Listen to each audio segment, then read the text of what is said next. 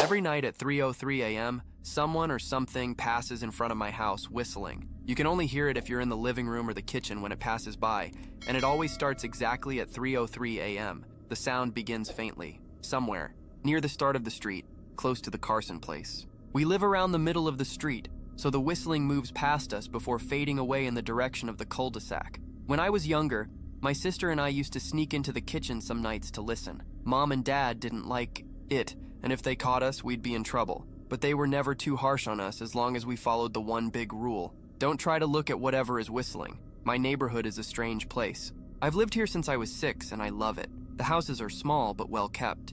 The yards are big, and there are plenty of places to explore. There are a lot of kids my age around here. I turned 13 in October. We all grew up together, playing foursquare in the cul-de-sac or running from porch to porch in the summer. It was a great place to grow up. I'm old enough to see that now. And there are only 2 strange things here: the night whistling and the good luck. The whistling never really bothered me. Like I said, I couldn't even hear it from my bedroom. But Mom and Dad don't like talking about it, so I stopped asking questions. My dad is a strong man, tall and calm. He has an accent because he moved to the US when he was a kid. His family, my grandparents, are from the islands. That's what they call it. My dad is always steady, except when the whistler comes up. That's when he talks a little faster. His eyes dart around, and he tells us not to think about it too much. And above all, to always remember the big rule. Never look outside when the whistler passes. Not that we could, even if we wanted to. Every window in the house has thick, heavy canvas shutters that roll down from the top and latch at the bottom. Each latch even has a small lock, about the size of a diary lock. Every night, my dad locks those shutters before we go to bed and keeps the key in his room. My mom, I don't really know what she thinks about the whistling. I've seen her, sitting in the living room at 3:03 a.m. when the sound starts. I could see her if I cracked my door open just an inch to peek. She's not out there often, at least not that I've noticed, but once or twice a month, I think she sits on our big red couch just listening. The whistler has the same tune every night. It's cheerful. Da, da, da, da, da, dum. Da, da, da, da, da, dum. Remember how I said there are 2 strange things about where I live? Well, aside from our night whistler, everyone in our neighborhood is really lucky. It's hard to explain, and Dad doesn't like us talking about it either, but good things just seem to happen here all the time. Usually it's small things. Winning a radio contest, getting an unexpected promotion at work, or finding arrowheads buried in the yard, the real authentic kind. The weather is always pleasant, there's no crime, and everyone's gardens bloom extra bright in the fall. A million little blessings I've heard my mom say about living here. But the real reason we stayed, the reason we moved here in the first place, was my sister Nola. She was born very sick, something with her lungs. We couldn't even bring her home when she was born, only visit her in the hospital. She was so small, I remember, smaller than the other babies. A machine had to breathe for her. We moved into this house to be closer to the hospital, and as soon as we did, Nola started getting better. The doctors couldn't explain it. They said it must have been the treatments, but you could tell they were confused. But my parents knew. Even I knew. Nola's recovery was just another one of the million little blessings that came from living here. And that's why we stayed. Even after we found out that, for every little miracle that happens here every day, once in a while, something bad happens, but those bad things only happen if you try to see the whistler. You see, our neighborhood has a welcome committee. Whenever someone new moves in, they show up with a macaroni casserole, a gift basket, and a manila folder. They're very friendly. 4 people showed up when we moved in 7 years ago. They made small talk, gave me a chocolate bar, and took turns holding Nola. Since it was her first week out of the hospital, they were extra careful. Then the committee asked to speak to my parents in private. I was sent to my room, but I still managed to hear nearly every word. The welcome committee told my parents about how special the neighborhood was, really exceptional, almost impossible to explain. And then they told them about the whistling. They said it happened every night at 3:03 a.m. and ended exactly at 3:05 a.m. The group, our new neighbors, warned my parents that the whistling was quiet, that it would never harm or hurt us, as long as we never tried to see what was making the sound. This part they emphasized a lot, and I pressed my ear against the door, straining to hear them. People who tried to see the whistler had their luck change, sometimes tragically. A dark cloud would hang over anyone who looked. Everything that could go wrong would. The manila envelope the committee brought contained newspaper clippings, stories about car crashes, ruined lives, public deaths, and freak accidents. Not everyone dies, I heard the head of the committee tell my dad, but the life goes out of them. Even if they live, there's no light in them ever again. No presence. My mom. I could tell she wasn't taking it seriously. She kept asking if this was some practical joke they played on new neighbors. At one point, she got angry, accused the committee of trying to scare us away from our new home, even asked if they were racist because my dad was from the islands. My dad calmed her down, told her he could tell our new neighbors were sincere and that they were just trying to help us. He explained that he had grown up hearing stories like this from his mother and that he knew there were strange things that walked among us. Some of those things were good, some were bad, but most were just different. After the committee left, my dad went to the hardware store, bought canvas blinds, latches, and locks, and installed them on every window in the house after dinner. That first night in our new house, I crept out of my room at 3 a.m., only to find my dad awake, sitting on the living room couch, holding my baby sister. He held up a finger in a shoe motion, but patted the couch beside him.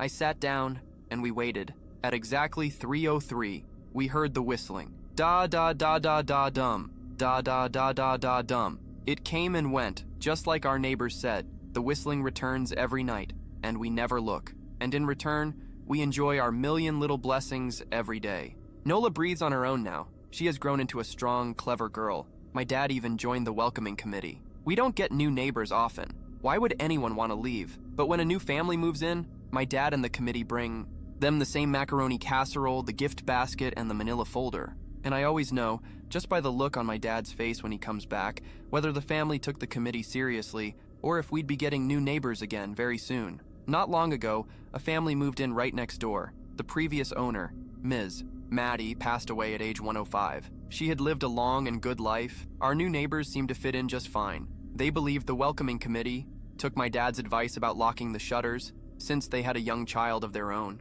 Whatever newspaper clippings were in that manila envelope, whatever evidence, my dad never let us see it. But I imagine it must have been very convincing, because our new neighbors had no issues for the first month, until one night, when they had to leave town. They sent their son Holden to stay with us. He was 12 years old, a year below me in school. I didn't know him well, but as soon as his parents dropped him off after dinner, I knew that night would be trouble. Do you know who's out there whistling every night? Holden asked the moment the adults left the room. The three of us were sitting in the den, some Disney movie playing in the background. My sister and I exchanged a glance. We don't talk about that, I said. I think it's that weirdo who lives in the big yellow house on the corner, Holden said. Mr. Tolles? My sister asked. No way, he's really nice. Holden shrugged. Then he must be a psycho killer. Nola tensed. We don't talk about it, I repeated. Let's go to my room and play Nintendo. We spent the next few hours playing games, eating popcorn, and watching movies. It was a normal sleepover, but I could see that Holden was getting restless. After my parents had wished us goodnight, locked the blinds, and gone to bed,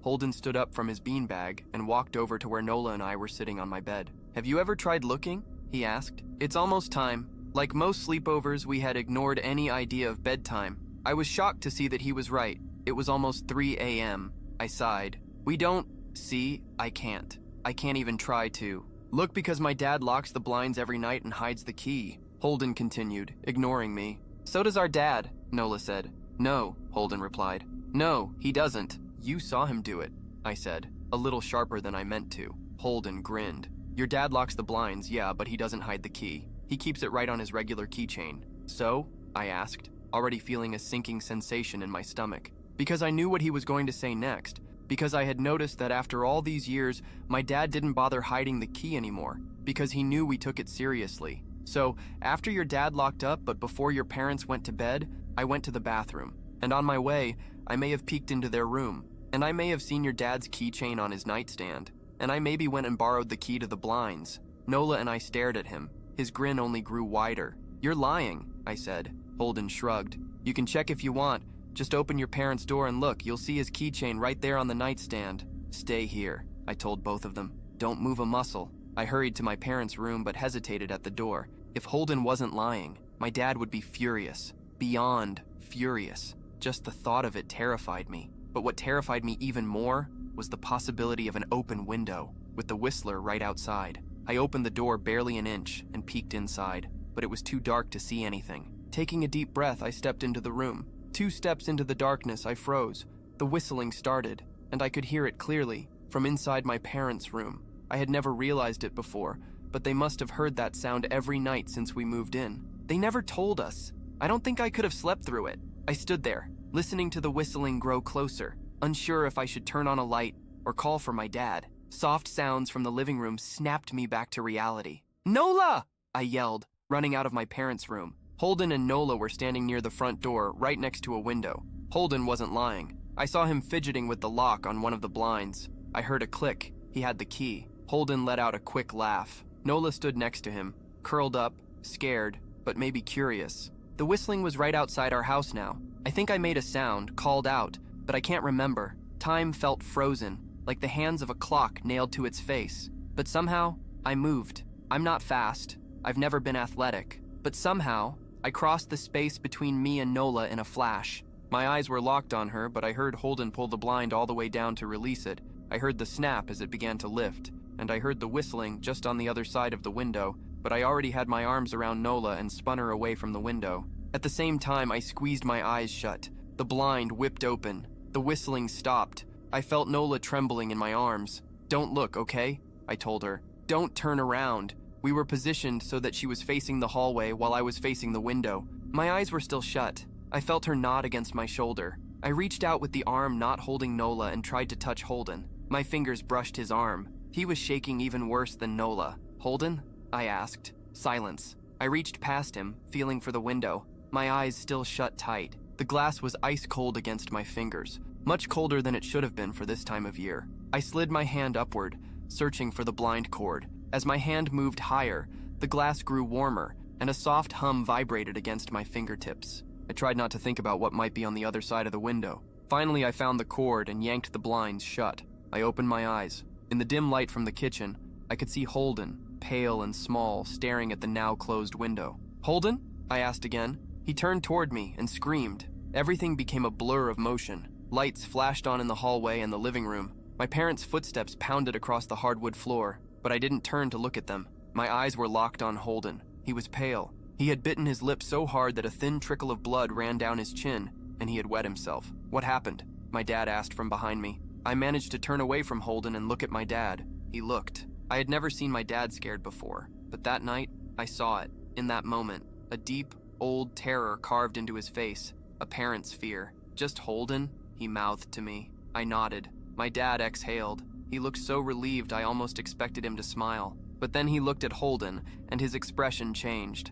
I wondered if he felt guilty for being relieved that only Holden had looked. There was a knock at the door. We all froze. Holden whimpered softly. "Don't open it," my mom said. She stood at the hallway entrance. I had always thought she was a skeptic, that she just humored my dad about the locked blinds and the whistler. But that night, we were all believers. I noticed that both my parents were holding baseball bats. They must have grabbed them from their room. The knock came again, this time a little louder. "Please don't open the door," Holden whispered. My dad walked over to him and pulled him into a hug. "We won't," he promised, still gripping the bat. "Nothing is coming in here tonight." Thud, thud, thud. This time, the knocking was so loud that the entire door shook. Holden screamed again. Nola clutched onto my neck. My mom knelt beside us, wrapping both of us in her arms. Thud, thud, thud. "Call the police," my mom whispered to my dad. The knocking stopped instantly. My dad looked over his shoulder at us. "Do you think—" He was cut off by frantic knocking, which faded into soft, polite tapping.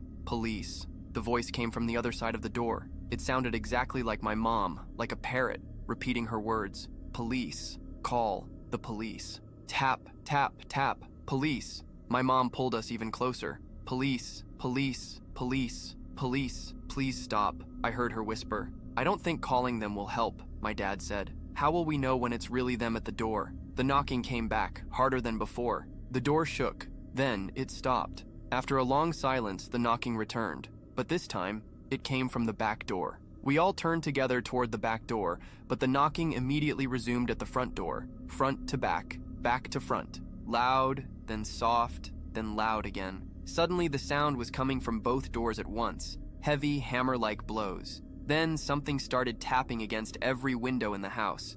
Then on the walls. It felt like we were inside a drum, and a dozen people were trying to play it at the same time. Or like we were a turtle, and something was trying to rip us out of our shell. "Stop!" Holden yelled. The knocking stopped instantly. "I won't tell," Holden said, staring at the door. "I promise I won't tell anyone what I saw. Just, please, go away." We waited for almost a minute. Then we heard it. Tap, tap, tap. A soft tapping, coming from the window Holden had looked through earlier. Holden started crying, sobbing like a prisoner watching a gallows being built outside his cell. My dad held him close, brushed his hair, but never lied to him. He never told him it would be okay. The tapping on the window continued for the rest of the night. We huddled together in the living room for I don't know how long. At some point, my mom tried to take us into my room while my dad stayed behind to watch the door. But the second we stepped into my bedroom, the knocking returned, so loud it was impossible to ignore. I was afraid the door wouldn't hold. We rushed back to the living room, and the knocking stopped.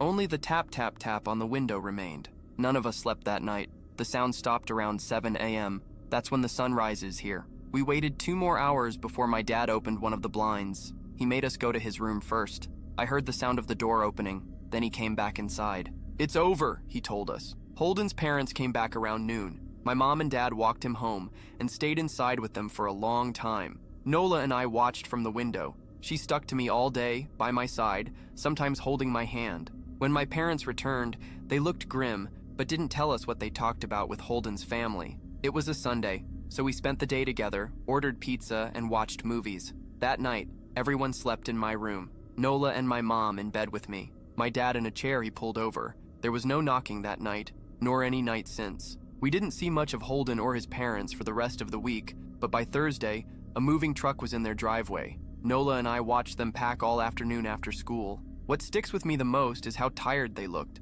All 3 of them, Holden and his parents. They had the same pale faces, tight lips, and empty eyes. Even from across the street, I could tell something was very wrong. Before sunset, Holden and his family were gone. I remember what the original welcoming committee told my parents when we moved in. Not everyone who looks at the Whistler dies, but even those who live, the light goes out in them, and the rest of their lives are filled with misfortune. A million little tragedies. I think Holden's parents must have looked too, maybe to comfort him if they didn't believe, or to share the burden if they did. Sometimes, I watch Nola, happy, young, alive, and I wonder if I had been slower, if she had looked out the window. That night, would I have looked too, to comfort her, to share that burden? I'm glad I'll never have to find out. We still live in that house, in that neighborhood. We still hear our Whistler walking past every night. The blessings, the luck, the good things are too good to leave, but we're careful. We don't invite friends to stay overnight anymore. And my dad hides the key to the blinds very, very well. Not that I've ever tried looking for it. Some things you just don't need to see.